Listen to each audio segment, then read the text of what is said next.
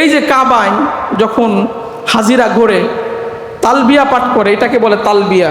তারা বলে না লাব্বাইক আল্লাহুম্মা লাব্বাইক লাব্বাইক লা শারীকা লাকা লাব্বাইক ইন্নাল হামদা ওয়ান নি'মাতা লাকা ওয়াল মুলক লা শারীকা লাক লাব্বাইক আল্লাহুম্মা লাব্বাইক। এই যে তালবিয়া কাবার চতুর্দিক দিয়ে ঘোরে হাজিরা এই তালবিয়া যে পাঠ করে, নবীজি মুহাম্মদ রাসূলুল্লাহ সাল্লাল্লাহু আলাইহি সাল্লাম বলেন যে কাবায় যারা মারা যায়, মক্কা মদিনায় যারা মারা যায়, হজের সময় যারা মারা যায়, প্রত্যেকটা হাজিকে কিয়ামতের ময়দানে আল্লাহ রাব্বুল আলামিন এই তালবিয়া পাঠ করতে করতে এই হাজিরা উঠবে কিয়ামতের ময়দানে।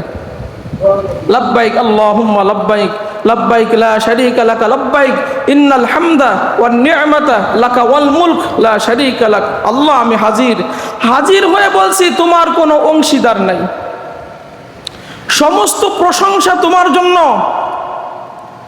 সমস্ত নিয়ামত রাজি তোমার জন্য, সমস্ত সাম্রাজ্যের মালিক রব্বুল আলামিন আপনি, আপনার কোনো অংশীদার নাই। আমরা বাংলাদেশ থেকে বিভিন্ন দেশ থেকে যে কাবার চতুর্দিকে ঘুরি আর এ কথার সাক্ষ্য দিই। আপনি যদি ওই কাবায় হজের সময় মারা যান, এ সাক্ষ্য দিতে দিতে কিয়ামতের ময়দানে আল্লাহ রাব্বুল আলামিন আপনাকে উঠাবেন। নবীজি বলেন আমার কাছে জিবরাইল আসলো, জিবরাইল আলাইহিস সালাম এসে বলতেছেন ইয়া রাসূলুল্লাহ সাল্লাল্লাহু আলাইহি সাল্লাম, আপনার প্রত্যেকটা উম্মতকে এই তালবিয়া উচ্চ স্বরে পাঠ করার জন্য নির্দেশ দেন। এই তালবিয়া আপনার উম্মতেরা উচ্চ স্বরে পাঠ করবে।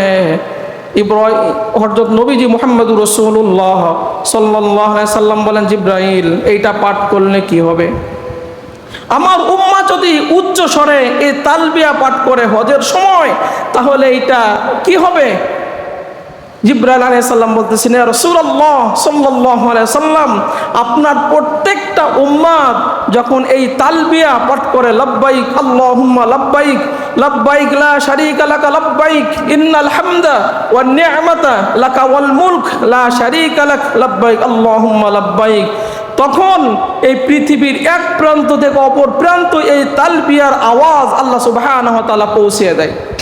তার ডানে, তার বামে, তার সামনে, তার পিছনে, চতুর্দিকে যত গাছগাছালি, বৃক্ষলতা, তরুলতা, পাথরকণা, বালুকণা, যত মাখলুক আছে, প্রত্যেকটা মাখলুক এই আপনার উম্মার সাথে পাঠ করে লাব্বাইক আল্লাহুম্মা লাব্বাইক লাব্বাইক লা শারীকা লাকা লাব্বাইক ইন্নাল হামদা ওয়ান নি'মাতা লাকা ওয়াল মুলক লা শারীকা লাক।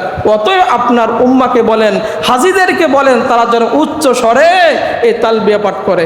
এই জন্য হাজিরা আপনারা দেখেন ওইখানে যে কেউ আস্তে পাঠ করে না, উচ্চ স্বরে এই তালবিয়া তারা পাঠ করতে থাকে। আল্লাহ রাব্বুল আলামিন বলেন ইব্রাহিম, এই হজের ঘোষণা দাও, যাদের উপর হজ ফরজ হয়েছে তারা এখানে হজ করতে আসবে।